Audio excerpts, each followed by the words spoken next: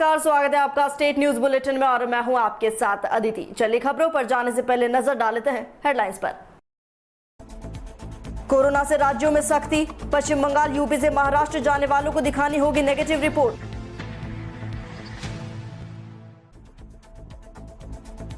देश में कोरोना महामारी बेकाबू, ओडिशा में लगा 5 मई से 14 दिनों का लॉकडाउन।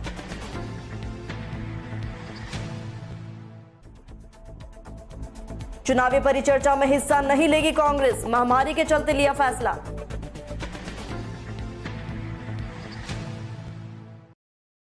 अब खबरें विस्तार से।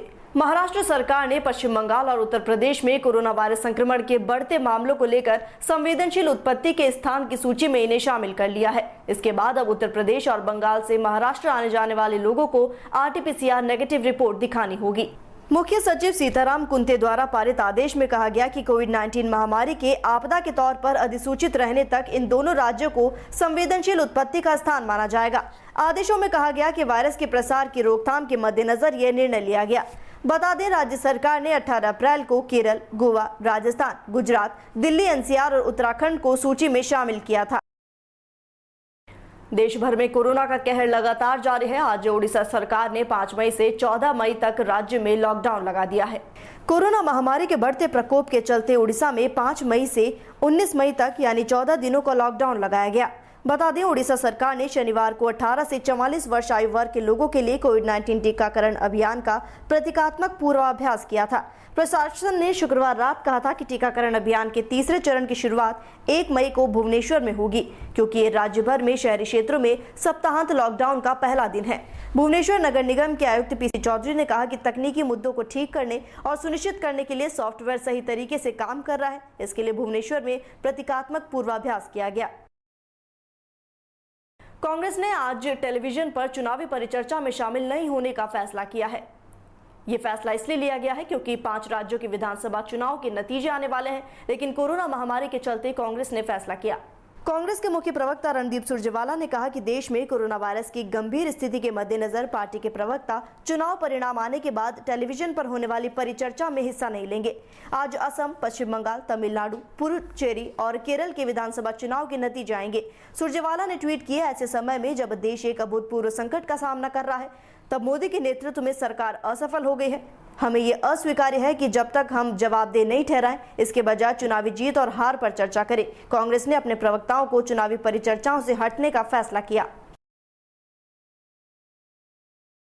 एक तरफ कोरोना की दूसरी लहर ने देश के बड़े बड़े शहरों में कोहराम मचा रखा है, तो वहीं चित्तौड़गढ़ जिले के गंगरार उपखंड के आजोलिया खेड़ा गांव में पिछले दिनों 12 लोगों की मौत हो गई। इससे ग्रामीणों में दहशत का माहौल है। गांव में सर्दी, जुकाम, बुखार और सरदर्द जैसी बीमारी के 100 से ज्यादा लोग चपेट में आ चुके हैं। आजोलिया का खेड़ा इस वक्त जिले में हॉटस्पॉट बनता जा रहा है, फिर भी लोग मानने का नाम नहीं ले रहे। गंगरार उपखंड अधिकारी ने गांव में पहुंचकर सरपंच से जानकारी जुटाई। ग्रामीणों ने बताया कि गांव में 5 लोगों की एक ही दिन में मौत हो गई। गांव में 100 से ज्यादा महिला, पुरुष और बच्चे सर्दी जुकाम की चपेट में हैं, लेकिन बाहर निकलने से बाज नहीं आ रहे। खबर झालावाड़ से है, जहां आवर कस्बे में शनिवार को जलापूर्ति के दौरान बर्तनों में चल रहे लंबे कीड़े देखकर महिलाएं हतप्रभ हो गईं। आसपास के लोग एकत्र हो गए और बर्तनों के तलों में तैरते कीड़ों को करीब से देखा तो सभी हैरत में पड़े। ये सभी कीड़े सांप के बच्चे थे। काफी देर तक नलों पर हंगामे की स्थिति बनी रही। इस बारे में जानकारी करने पर पता चला कि कस्बे में जलापूर्ति के लिए डली हुई पाइपलाइन कई जगहों से फूटी हुई है और लीकेज हो रही है। इससे पाइपलाइनों में नालियों का गंदा पानी जाम हो रहा है। साथ ही घरों पर लगे नलों के पॉइंट पर नल नहीं होने से पाइपलाइनों में कोई भी जीव जंतु और कीड़े घुस आते हैं।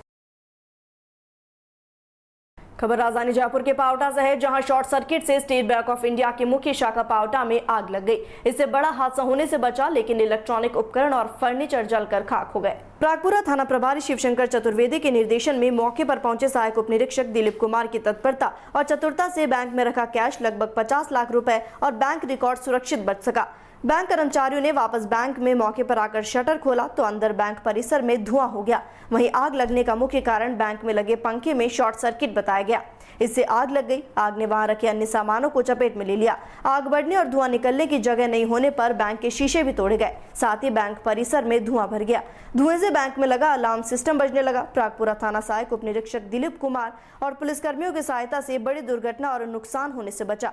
यदि आग फैल जाती तो पास ही में MU फाइनेंस बैंक को अपनी चपेट में ले सकती थी। तो वहीं लगभग 50 लाख रुपए और जरूरी दस्तावेज और बैंक रिकॉर्ड सुरक्षित बचे। रायसिंह नगर से है, जहां कोविड-19 से प्रभावित लोगों का लगातार मौतों का सिलसिला जारी है। स्वास्थ्य विभाग की लापरवाही लगातार कोरोना विस्फोट को बढ़ावा दे रही है। लगातार सरकारी कार्यालयों में कोरोना संक्रमित कर्मचारी सामने आ रहे हैं। इन मौतों के बारे में स्वास्थ्य विभाग के अधिकारी कोई खुलासा नहीं कर रहे। कस्बे में 2 पुरुष और 1 महिला के संदिग्ध मौत के मामले में फिलहाल विभाग के अधिकारियों ने कोई जानकारी नहीं दी। नगरपालिका ने संभावित एरिया को सैनिटाइज करने का कार्य किया। आमजन को कोई जानकारी नहीं होती। वहीं दिन भर आमजन इन सरकारी कार्यालयों में चक्कर काटते नजर आता है। ऐसे में संक्रमित लोगों के चपेट में आ रहा है और लगातार संक्रमण का दायरा बढ़ता जा रहा है। इन पॉजिटिव लोगों के संपर्क में आमजन आ रहे हैं क्योंकि उन्हें जानकारी नहीं मिल पा रही है। हालांकि स्वास्थ्य विभाग इसकी जानकारी जारी नहीं कर रहा, लेकिन जानकारी के अनुसार नगरपालिका का 1 कर्मचारी, जेल में 1 बंदी और कर्मचारी भी पॉजिटिव पाए गए हैं। इसके अलावा 2 दर्जन से ज्यादा पॉजिटिव रोगियों की सूचना मिली।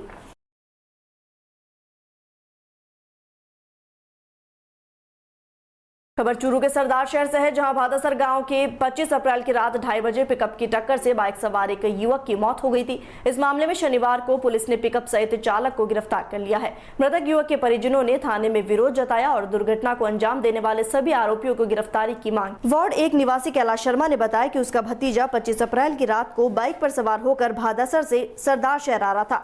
इस बीच पिकअप चालक ने तेज गति और लापरवाही से चलाते हुए टक्कर मार दी। इसमें उसका भतीजा जयदीप जोशी घायल हो गया, तो वहीं पिकअप रास्ते में फंस गई। पिकअप चालक ने घायल का उपचार कराने के बजाय एक गड्ढे में डाल दिया, तो वहीं दूसरी पिकअप बुलाकर अपनी पिकअप टोचन कर ले गए। इसका भतीजा गड्ढे में तड़पते हुए भतीजे ने जान दे दी। समय पर इलाज होता तो जान बचाई जा सकती थी। तो वहीं लोगों ने अमानवीय कार्य का आरोप लगाया है। इसके खिलाफ हत्या का मामला दर्ज होने की बात कही। वहीं थानाधिकारी ने कोई कार्रवाई नहीं की है। परिजनों ने CCTV कैमरों को खंगालकर पूरी जानकारी पुलिस को उपलब्ध कराई, तब जाकर पिकअप चालक को गिरफ्तार किया गया। थानाधिकारी का आरोपियों से मिलने का आरोप लगाया गया। कोरोना महामारी का आलम किसी से छुपा नहीं है, लेकिन कोटा शहर में कुछ ऐसे लोग हैं जो दूसरों की जान बचाने के लिए अपनी जान को दांव पर लगा रहे हैं। ऐसा ही एक नाम है पंकज गुप्ता, जिन्होंने 9वीं बार प्लाज्मा डोनेट किया और कोरोना वैक्सीन अभी तक नहीं लगवाई। भगत सिंह कॉलोनी निवासी स्टार हेल्थ इंश्योरेंस कंपनी में एरिया मैनेजर पंकज गुप्ता ने शनिवार को 9वीं बार प्लाज्मा डोनेशन किया और अब तक 18 जिंदगी को जीवन दान दे चुके हैं। राजस्थान में ये पहला मामला है जब किसी ने 9 बार डोनेट किया हो। साथ ही देश में कहीं कोई ऐसा उदाहरण संभवतः अभी तक सामने नहीं आया किसी में लगातार इतनी एंटीबॉडीज बनी हो। पंकज गुप्ता ने प्लाज्मा डोनेशन के चलते अब तक वैक्सीन नहीं लगाई है। पंकज का कहना है कि जब तक एंटीबॉडीज आती रहेंगी वे प्लाज्मा दान करते रहेंगे ताकि लोगों की जिंदगियां बचती रहे। टीम जीवनदाता के संयोजक और लॉयंस क्लब के जोन चेयरमैन भुवनेश गुप्ता ने बताया कि कोरोना काल में सैकड़ों डोनर्स आए और अपने कर्तव्यों का पालन कर चले गए, लेकिन पंकज गुप्ता ने मरीज की पीड़ा को हर पल मन में जगाए रखा और निरंतर उनके मसीहा बन रहे हैं।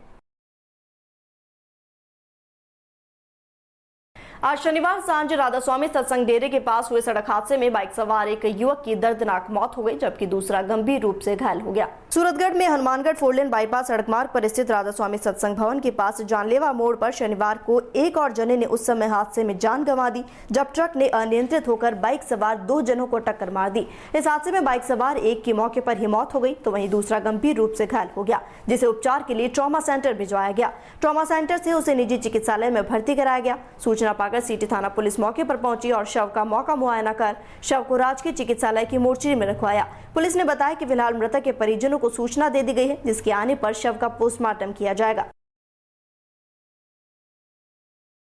बढ़ते कोरोना ग्राफ को लेकर जालौर जिला कलेक्टर ने आहोर में फ्लैग मार्च निकाला, वहीं लोगों को गाइडलाइन की पालना हेतु दिशा निर्देश दिए। SDM मासिंगाराम जहांगीर, तहसीलदार हरि सिंह चारण, सरपंच सुजाराम प्रजापत सहित आहोर पुलिस प्रशासन ने फ्लैग मार्च में हिस्सा लिया। साथ ही लोगों को जागरूक किया। बाजार में फल सब्जी की दुकानों को बंद करवा कर गाइडलाइन की पालना के निर्देश दिए, जिसके बाद जिला कलेक्टर चले गए और लोगों को जागरूक करते हुए सरकार की गाइडलाइन की पालना करने हेतु पाबंद किया। इस दौरान आहोर थाना अधिकारी घेवर सिंह सहित पुलिस प्रशासन भी एक्शन में दिखाई दिया। गाइडलाइन की पालना न करने पर सख्ती दिखाते हुए कार्रवाई की गई। सभी को घरों में रहने की अपील कर अनावश्यक बाहर न निकलने की अपील की गई।